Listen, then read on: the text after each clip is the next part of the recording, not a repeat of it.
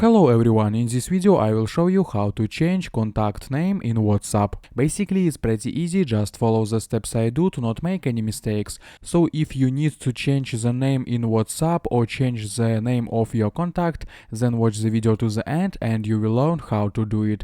So first of all, go to WhatsApp and click settings in the lower right corner. Then click on your name. Here we can change your name, phone number and tell you about yourself. Let's go back to the chats and now change the name of your contact. Go to the chat and click on his name from above.